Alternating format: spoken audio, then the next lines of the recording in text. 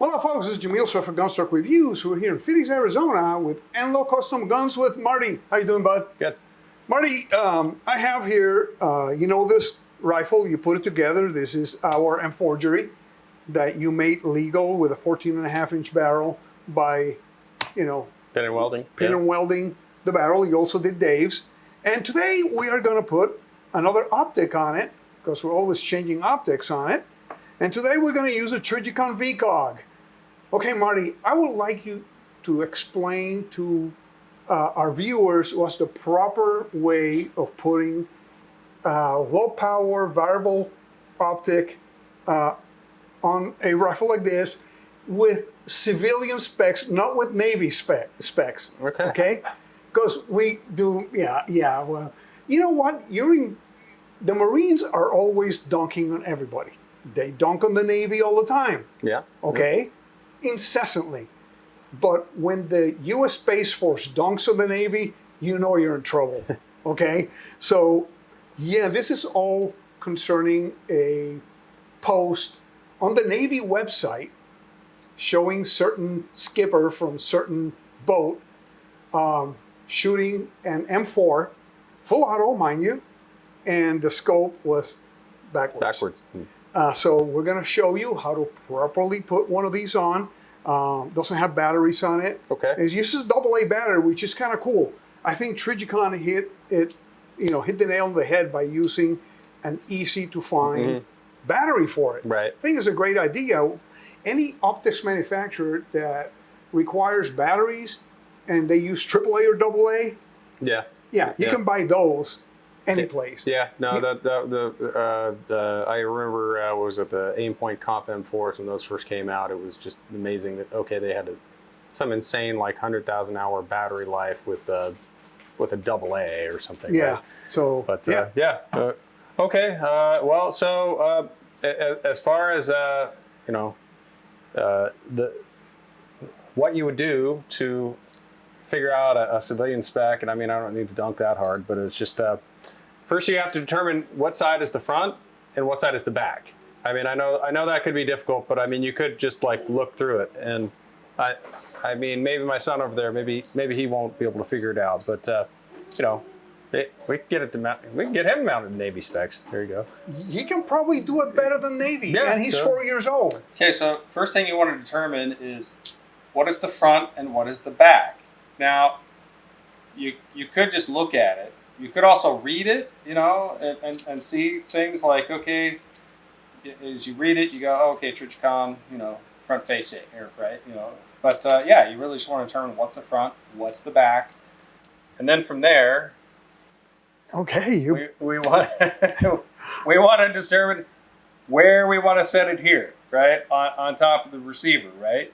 So typically, you want to mount it to where the back bell housing and the scope is flush with the back of the receiver. Now, you can go probably slightly further forward or back depending on your eye relief, but here's the problem. You really don't want this to sit on the fore end itself, right? Because you can apply pressure to the scope. You're going to mount this as far forward as you can on that on the front of the receiver without actually contacting the fore end here, right? And then I would squeeze this down, right? Make sure it's flush. Obviously, this is adjustable, so you could determine however you want, right? Let's say you're pretty short, and maybe you might put it back further. I don't really see a reason to, but you could. Obviously, you would grab a screwdriver and apply some torque, right? Not too much, I guess. Not too much, right? But that would be kind of it right there. I mean, I'd say this. I mean, maybe you would enjoy shooting it with the scope backwards. I don't know, But hey, we're in 2024. Hey, people can do whatever they want, right? Absolutely, and no, there's anything wrong with that, okay? So let me look through it, because this is the first time I ever looked through this scope. By the way, I'm aiming over there. Marty's over here, so and wouldn't this person notice that they couldn't see anything through it? Well, I mean, me not being a military person, I just hear stories about command. I couldn't tell you for certain. Yeah, I mean, this is all the way back. My eye relief is perfect. Yeah, I can see the front sight at 1 power. I can focus it a little bit Yeah, if I need just to. diopter. Yeah, but it's pretty good for my eyes. I need to do a little adjusting with the diopter. There you go. Perfect. I think I'm good to go. I just need to go to Ben Avery and sight it in later on this week. And this one is a 1 to 8 VCOG, so it's an interesting range. Yeah. I don't think for what this rifle is set up for, 14.5 inch, 8 power is more than enough. Yeah. I mean, there's times where somebody says, okay, do I really need an 84 power scope on my AR-15? Well, absolutely. I don't know who, but you know, there's people. Freddie's a good example. Freddie Blish, somebody we both know, and he will argue till he's blue in the face that people have way too much optic on their rifle. So having that 1 to 4 power is actually pretty handy. Going up to 8, yeah, I mean that's a handy thing as well. I mean it's not going to be like 15 or 24 or anything like that, but you know, what's your intended purpose with it, right? You know, 1 to 8 isn't a varmint rifle at this point, but it's more accurate than say, you know, a 22 at this point, right? Whatever, but yeah. Well, we'll try it. We'll sight it in, take it to range, shoot some performance with it, shoot 50 yards, which I think is plenty. Yeah, plenty.